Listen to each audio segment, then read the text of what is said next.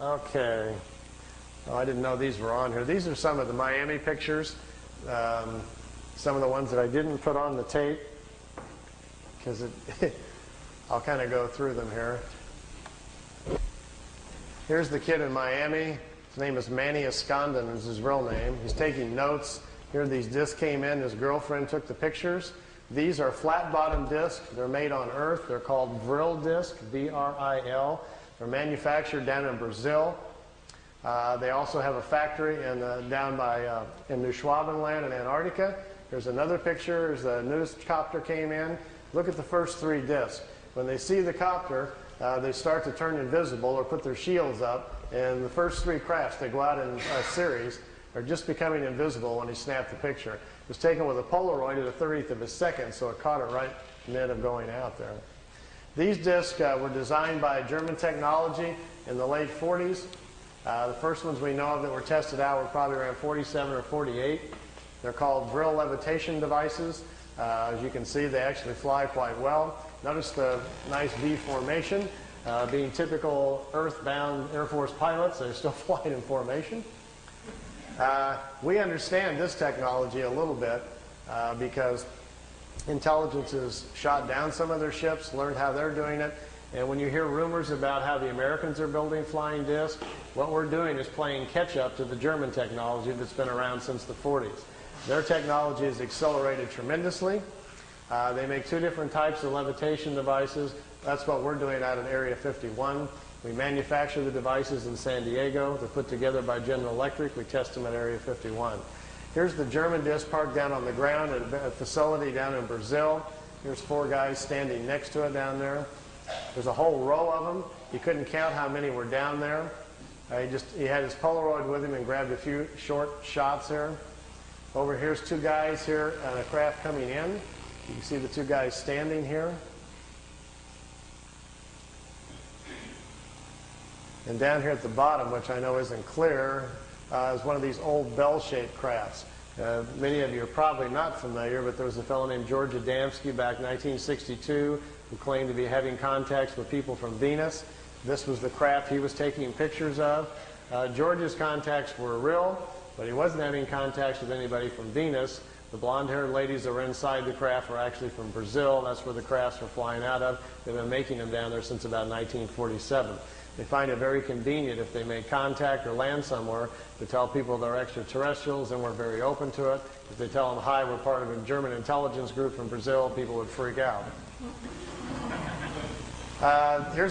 I got my camcorder and I've got my micro lens on here, getting as close as I can to this picture.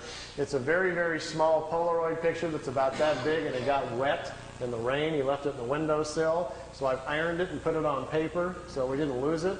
And I'm copying it with my macro. Here's the whole picture. Over here is one of the old bell-shaped discs. There's one in the air. Notice the platforms they're sitting on. There's a guy standing here. There's a guy over here just coming out of this disc. I'm trying to get real close to the bottom of it here so we can see what they're like. This is an area, if you look on a map, I've got a little videotape over there if you're interested in learning more about this information, called Space Cities. I've narrowed it down to about within a 200-mile range where this facility is at and what they're doing down there. Here's the guy standing there. The discs sit down on the platforms. Remember earlier I was telling you about how the condensers charge out the bottom to have to charge the field up? If you get too close to the Earth, the charge dissipates because it's grounded. These metal platforms, they sit them down on the platforms, then they can keep the ship charged up. And if they need to take back off right away, they can. They don't have to wait for the ship to charge back up. The platforms charge them up for them, so they can lift right back off. If they would set it down without the platform on the tripod legs, they got to go through the process again of charging the capacitors up, which takes 3 to 4 minutes. So if they're in a hurry to get away, they're in big trouble. These old bell-shaped discs actually have 3 Mercedes-Benz truck engines in them, driving the magnetic field. This was their first design that they made. This was the first ones that the Germans built. These craft here were under consideration, and they were working on them in the end of World War II. When you hear about Hitler's secret weapon at the World War II, if you go back and look at the newspapers, That's what he was talking about. They were in hopes they would get these things up and working, and they would still have a chance then to win the war. Fortunately for all of us, they did not, or we'd all be speaking German today. Interesting side effect, too, once they finally did get them up and working, they made lousy war weapons because the field around them prevents you from dropping bombs or anything out of them. It ignites the bombs. So it took them a while. They don't even have weapons on them for a while, and then they had to come up with other kinds of devices. This was the first pictures I saw from the kid in Florida of his German contacts, and to my knowledge, I still think they're his best and perhaps his only contacts. I think he probably had a couple of contacts from these people. They came, they took him for a ride, it looks like on one or two occasions, and then perhaps they never came back. So we found this situation on several people around the planet, so it's not an uncommon situation. And this is from ET technology, but it was before 47. It wasn't ET, nothing to do with ET. It wasn't. No, just good old German intelligence figured it out. I can tell you where they got it. It's kind of a long story, but basically it came from German people who had traveled to India to study the concept of the Vril, the energy of the universe, and they were trying to figure out how to levitate their own bodies to move in time. And they came back and they explained it to people what they were doing in India, how they were trying to travel in time. And some German engineers tried to build a machine to travel in time, but when they turned the thing on, it lifted up off the floor instead. They didn't time travel, but it floated. And they stumbled onto the idea of how to make what's called a Vril levitation device. We think they did that probably the first time and sometime probably around 25 or 27. And then the concept laid around in private circles for a while and then became a potential thing during the war and then really didn't happen until after the war. His first flight around our solar system. Here's a picture of Mars.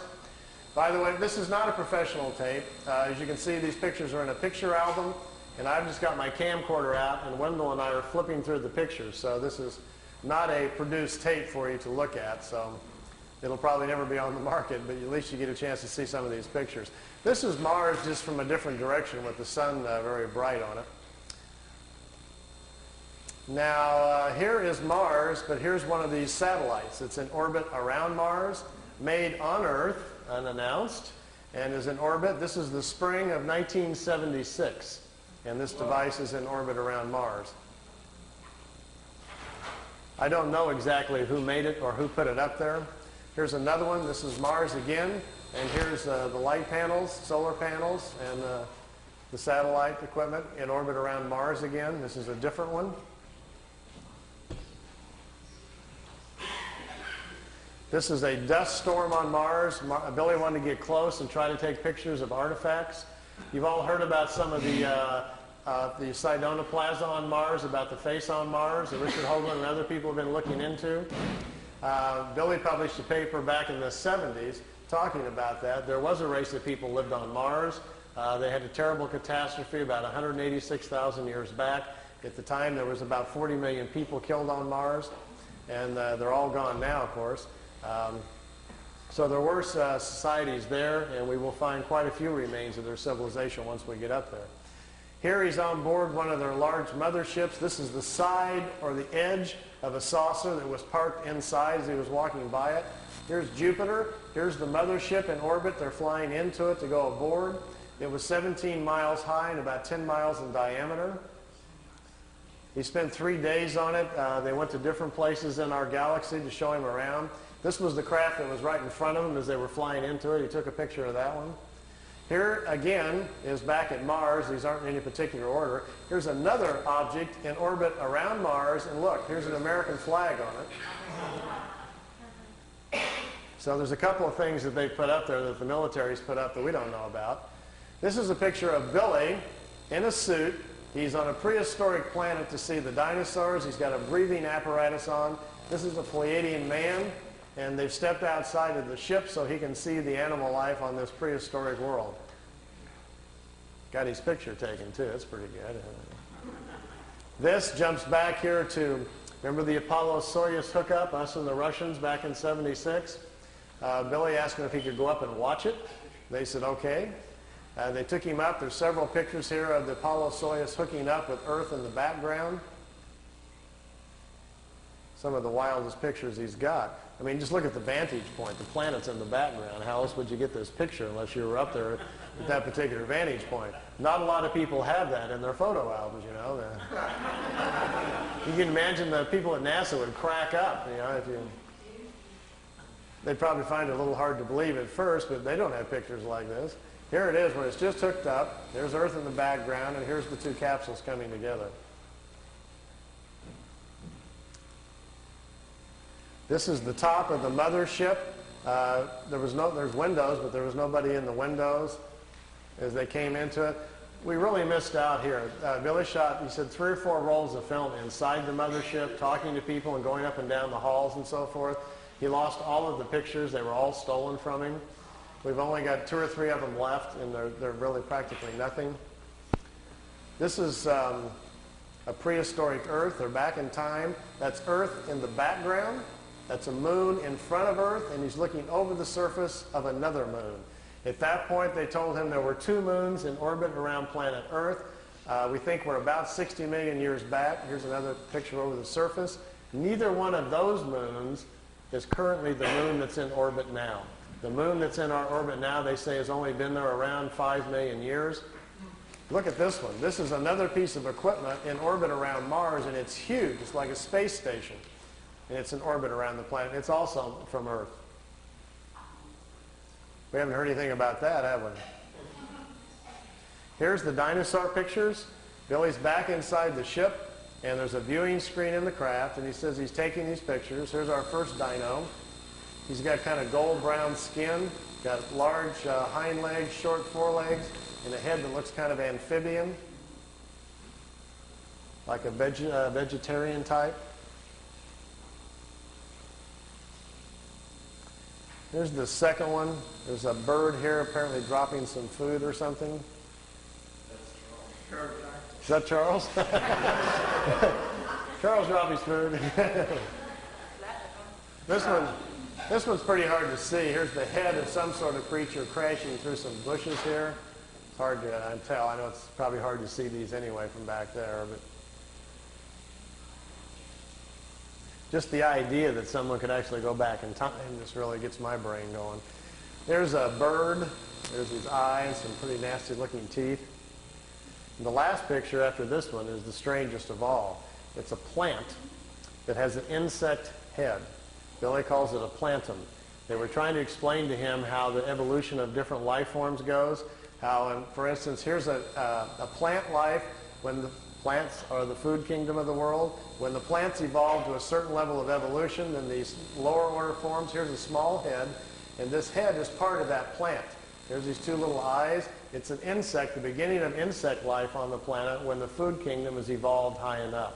There are 7 different stages, they say, of spiritual energies or creational energies on a planet that create the many different kinds of life forms. There's a transition from one kind to the next. Ours is the 7th or the last one. We have to wait until the animal kingdom has raised the evolution of the body material high enough so our cycles can start.